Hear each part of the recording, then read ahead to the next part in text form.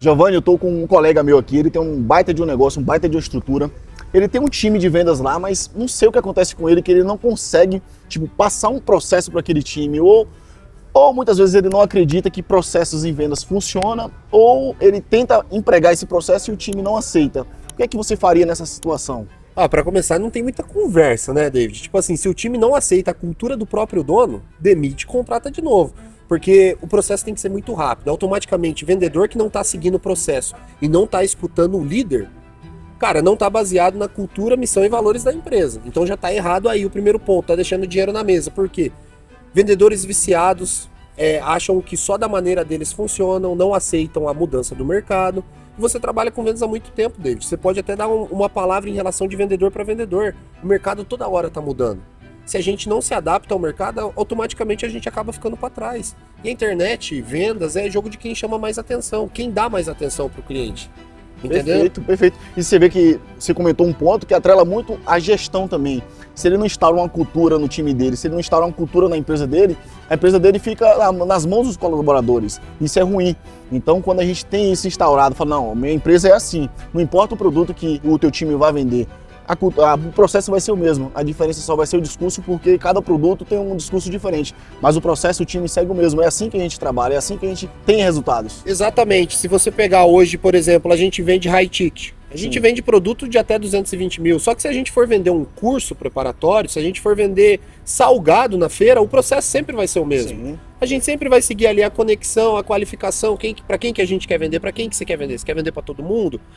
Para depois a negociação, a apresentação e o fechamento, pô. Então, assim, o processo, ele é claro, ele é simples, eles só precisam seguir. O que acontece? Muitas das vezes eles esquecem da parte principal, que é criar conexão, que é servir. David, se você entra numa loja, a loja pode ser boa, pode ter produto de qualidade, mas você não é bem atendido.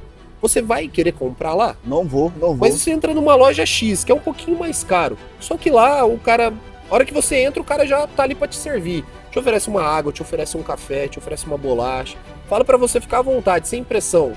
Pô, além de você comprar, você vai voltar e você vai indicar. Então é conexão, entendeu? É você criar conexão com o cliente. Perfeito. E venda nada mais é do que servir, como você está deixando claro isso várias vezes. Eu uso sempre a analogia de que é a sua cabeça pegando fogo. Se sua cabeça está pegando fogo e eu tenho uma camisa de água, automaticamente você vai perceber que precisa dessa minha camisa de água, porque aquilo ali é uma solução para aquele teu problema. Então o papel do vendedor é isso, é identificar qual é o problema, qual é a ambição daquele futuro cliente dele para poder trabalhar em cima daquilo ali. Não adianta de nada eu te oferecer algo que não vai ser útil para você, você não vai ter ROI. E não faz sentido para a gente trabalhar dessa maneira. O bom vendedor é aquele vendedor que tem a sinergia, tem a conexão com o seu cliente e entende a necessidade do teu cliente. Porque não tem nada mais gratificante para o vendedor do que vender algo que o cliente tenha ROI daquilo ali. Exatamente, porque quando ele tem ROI, automaticamente é um cliente satisfeito. Um cliente satisfeito, ele consegue contaminar 5 até 10 pessoas ao seu redor. Só que agora um dado interessante, David, um cliente insatisfeito, ele consegue contaminar 40 pessoas ao seu redor. Então é melhor você ter uma pessoa falando bem de você e divulgando para 10 do que uma pessoa falando mal e espalhando para 40. Porque automaticamente o raio de ação é muito maior. E até voltando um pouco nessa questão do vendedor em si, o que acontece? O vendedor, David, quando ele fica muito na parte operacional, ele não tem tempo de olhar a parte estratégica, por isso que um gestor, um líder é muito importante, porque automaticamente ele não está na linha de frente, então ele consegue enxergar todos os campos. Ele não fica com aquela venda do cavalo olhando só para frente, ele consegue olhar para as laterais também. Então, por isso que o gestor por trás do vendedor é a parte importante, no qual ele pensa em estratégia, ele pensa em processo, ele vê de fato aonde que está agarrando a venda, mas assim, é um campo, é um servindo o outro, porque do mesmo tempo que o vendedor precisa do gestor, o gestor precisa saber também do vendedor, porque quem está na linha de frente sempre tem um contato maior com o cliente, e é da onde saem novos produtos, é da onde você pode corrigir um processo, é da onde você pode até criar um novo campo de captação de lead, um novo funil de captação. Então, pelo que eu entendi, um bom vendedor nesse campo de visão, ele é bem parecido, fazer uma comparação boba aqui, com o CEO de empresa. Que o CEO de empresa ele necessita saber de cada setor da empresa, de cada mudança dentro da empresa ali, o vendedor ele tem que estar ciente disso, ele tem que saber, ele tem que ser bom em criar produtos, ele tem que ser bom em marketing, ele tem que ser bom na parte de gestão, ele tem que ser bom na parte do financeiro, porque isso tudo gera valor dentro do negócio dele, dentro das negociações dele, isso independentemente do que ele estiver oferecendo para o cliente, correto? Cara, você tocou num assunto, mano, muito foda. Por quê? João Adib da CIMED. Você conhece esse nome, Sim, né? muito. Ele é o quê? Um bilionário dono de empresa. Você sabe como que ele se nomeia? Vendedor. Vendedor, cara.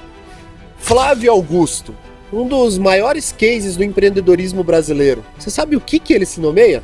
Vendedor. O velho da van. Você sabe o que ele se nomeia? Vendedor. Todo bom vendedor é perfil de bom CEO, cara. Todo bom vendedor. Porque, primeiro de tudo, como que você vai vender um produto sendo que você não conhece o produto? E foi o ponto que você tocou. O vendedor ele tem que saber todas as áreas. A gente vende para empresários. A gente tem que saber um pouco de marketing, a gente tem que saber de financeiro, a gente tem que saber de gestão e a gente tem que saber de vendas, é óbvio. Então, cara, é uma coisa que eu falo. Todo mundo que realmente quer uma mudança de vida precisa começar a estudar vendas. Porque vendas não abre somente uma porta para você vender, abre uma oportunidade de você tocar o teu negócio no Brasil. E hoje, o que a gente acompanha muito? Hoje a gente está aqui em Campinas, que a gente vai palestrar para mais de 50 empresários. Você vai ver, a maioria deles são muito bons no que faz. David, como assim são muito bons no que faz? Cara, vamos supor, ele é um ótimo pintor, e ele vai abrir uma empresa de pintura. Só que, cara, ele é bom pintor, mas ele não é bom em marketing, ele não é bom em gestão, ele não é bom em financeiro, ele não é bom em vendas. Sim. Então, assim, ele é bom, ele é um excelente profissional naquilo que ele é formado. Um profissional liberal, mas ele não consegue automaticamente se transformar numa empresa porque ele não conhece sobre os outros setores. Perfeito. E é isso que a gente veio fazer aqui, é mostrar que eles podem sair de um funcionário de luxo para um empresário de fato. Perfeito. Um outro ponto bem legal também é que a gente vê muito... Hoje em dia o digital está em todo lugar. Então tem muito tráfego pago, tem muita lead, muita geração de lead, tem muita automação. Só que eles falham muito. Pronto, a lead chegou até você. E aí agora? O que é que eu faço? Essa é uma das maiores falhas que eu vejo. Chegou a lead. E aí agora? E o afunilamento de lead? Como é que funciona isso? Como que você vai tratar com aquele cliente? Eles levam assim, até desculpa a palavra, mas é moda caralho. Sim. Um dia vende, outro dia não vende. Você já ouviu? É como se fosse uma roleta russa das vendas, uma loteria. Sim. Quando você tem um processo estabelecido, você consegue captar uma quantidade de clientes ok ali, baseado no seu produto, você não fica mais dependendo da sorte, do achismo. Até porque vendas não é dom, ela é técnica. Quando você segue um processo, automaticamente você tem metas, você tem vendas diárias estabelecidas.